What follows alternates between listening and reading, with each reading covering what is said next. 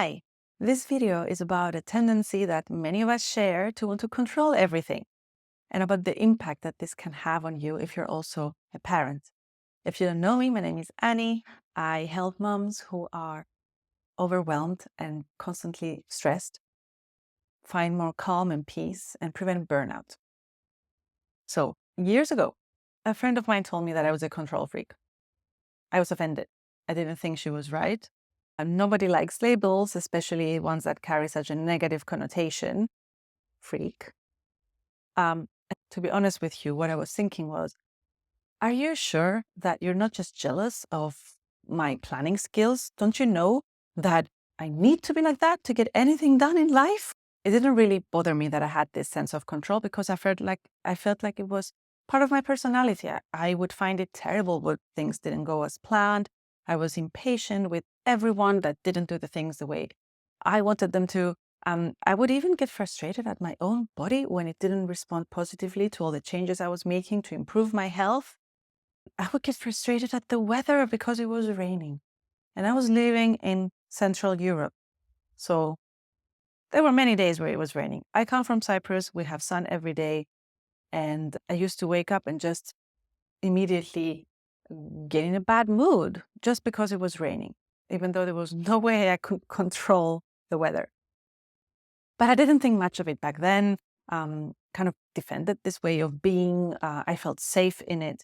And that is until I became a parent and lost any sense of control. I'll come back to that. But then I realized what it cost me to be this control freak. And that really hit me in the face. So fast forward to my first weeks, months, even the first year as a parent. Before giving birth, I had a plan. I had set my mind up for what I thought would be a smooth transition into parenthood, what was going to be the best for my child. Everything was planned, the delivery, the first weeks, how I wanted them to look like, etc. But surprise, surprise, not everything went according to plan. It wasn't planned, for example, that my daughter would be born with a small birth defect that meant that she had to have surgery at just 6 weeks. It wasn't planned that we were going to have issues with breastfeeding. I thought it was going to be the most natural thing in the world and easy. If you wanted to do it, you can just do it. And it wasn't easy for us. We struggled a lot. And as I continued to struggle week after week, I really struggled. I became frustrated. I became stressed. I became frustrated. I became stressed. I felt like a failure. And it took me a very long time to swallow the fact that this too didn't go as planned. Then the 4th month sleep regression hit, and my baby, who was sleeping through the night, started waking up multiple times per night. And I researched everywhere and tried to find strategies and things to do to help her sleep better, to no avail. And I couldn't accept that there was nothing I could do to fix it.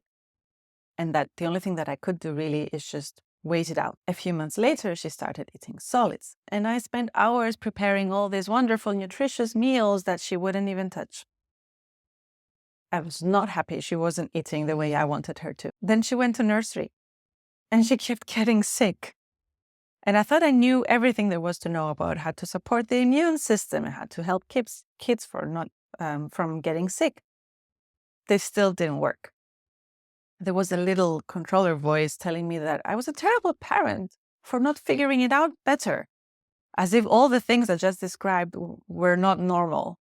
And of course, the anxiety and the frustration only kept increasing. And you might think, oh my God, how can you live life that way? But actually, I think that a lot of us share this tendency, and we don't even realize that the reason why we're so frustrated or anxious is actually because we don't want to let go of this need, and we don't want to accept that actually we can't control things. We can't control things, especially when we have kids. And I've always said that parenthood teaches us many lessons. The toughest lesson for me was this, that life is uncontrollable and unpredictable. And if you share this tendency, then you might hear these words and think, oh, this makes me feel really uncomfortable. No, I don't want to accept this. No, this isn't true. But it actually is. And there are many reasons why somebody might develop this tendency. In my case, I know that it's very much linked to the fact that when I was 10 years old, my mom suddenly passed away. And so when you have to grow up, basically from one day to the next, you have to grow up so fast, you can develop this sense of control. There might be other reasons, which I'm not going to get into. It's not the purpose of this video, but just know that you were probably born with some wonderful strengths that when you overuse them, they become a problem, right? Just like being a people pleaser, and I will link to the video below to my people pleaser video. Just like being a people pleaser actually stems from the strengths of kindness and love, wanting to control isn't inherently bad. People who have this tendency, mainly what their strengths are, is that they are confident, they are action-oriented, they are decisive, they're disciplined, they are persistent. These are all great attributes. But when they go out of control, pun intended, then they become a problem because we become inflexible. We hate change, we become confrontational, direct, we're even intimidating sometimes.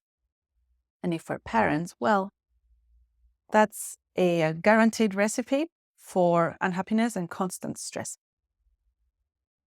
Because there's no calendar for when kids will get sick, when they will sleep well and when not, what kind of mood they will wake up in, etc., etc.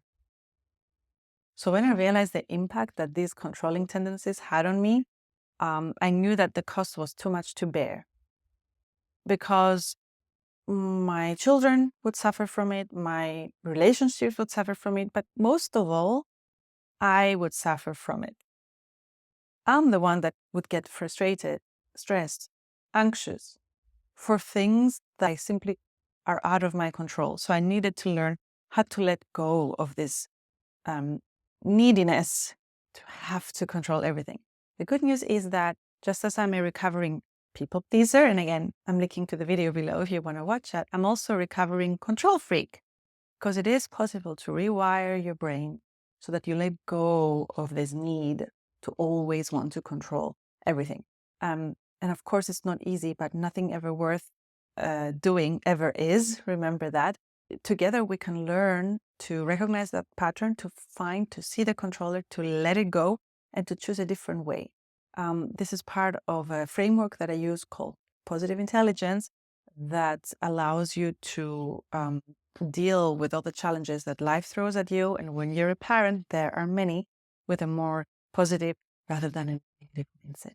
So if what I'm saying resonates with you, feel free to send me a message. Thank you for watching and see you soon.